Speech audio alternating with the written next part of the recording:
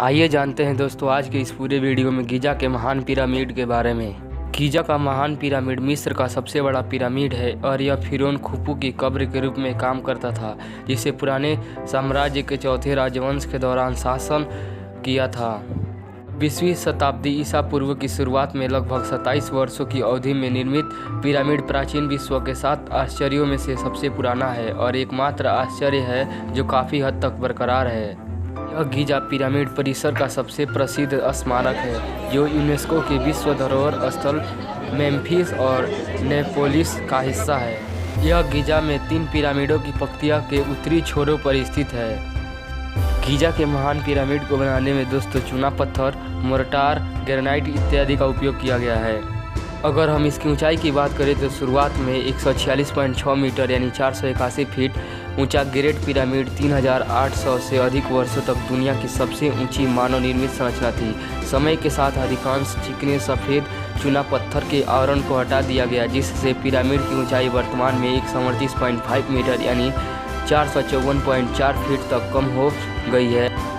इसकी आधार की बात करें तो दोस्तों 230.3 मीटर यानी 755.6 फीट वर्ग मापा गया था, जिससे लगभग 2.6 मिलियन क्यूबिक मीटर यानी 92 मिलियन क्यूबिक फीट की मात्रा मिलती है, जिसमें एक आंतरिक पहाड़ी भी शामिल है। पिरामिड की आयाम की बात करें तो दोस्तों 280 शाही हाथ यानी लगभग 146.7 मीटर से 481.4 फीट ऊंचा था। आधार की लंबाई 440 हाथ यानी 230.6 मीटर से 756.4 फीट थी, जिसमें 5 का 1 सेकेंड था और आधे हथेलियों का ढलान।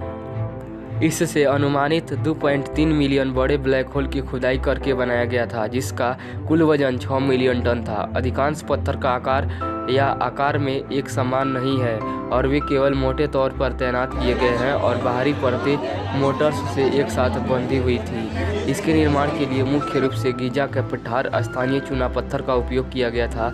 अन्य ब्लॉकों को नीले नदी पर नाव द्वारा आयात किया गया था।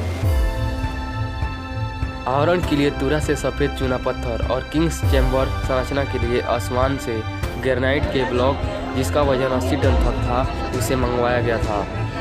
ग्रेट पिरामिड के अंदर 3 ज्ञात कक्ष हैं। सबसे निचले हिस्से को आधारशिला में काटा गया था, जिस पर पिरामिड बनाया गया था लेकिन अधूरा रह गया था, तथाकथित क्वींस चैम्बर और किंग्स चैम्बर, जिसमें एक ग्रेनाइट ताबूत है। पिरामिड संरचना के भीतर जमीन से ऊपर है। खुफू की वजीर हेमिनू के कुछ लोग महान पिरामिड का वास्तुकार मानते हैं। कई अलग अलग वैज्ञानिक और वैकल्पिक परिकल्पनाएं सटीक निर्माण तकनीकों को समझाने का प्रयास करती है। पिरामिड के चारों ओर अत्यवशिष्ट परिसर में 2 मुर्दाघर मंदिर शामिल थे जो एक मार्ग से जुड़े हुए थे। एक पिरामिड के करीब, एक और नील नदी के पास खुफू के तत्काल परिवार और दरबार के लिए कब्रें, जिसमें खुफू की पत्नियां के लिए 3 छोटे पिरामिड भी शामिल है। एक और भी छोटा उपग्रह पिरामिड और 5 दबे हुए सौर नौकाएं। पिरामिड के पास 34 सहस्त्राब्दी ईसा पूर्व की मंडी संस्कृति के चीनी मिट्टी के बर्तन पाए गए, जो संभवतः क्षेत्र से पिछली बस्ती के अवशेष हैं। के पास 4वीं सहस्त्राब्दी ईसा पूर्व के मंडी संस्कृति के चीनी मिट्टी के बर्तन पाए गए, जो संभवतः क्षेत्र में पिछली बस्ती के अवशेष है।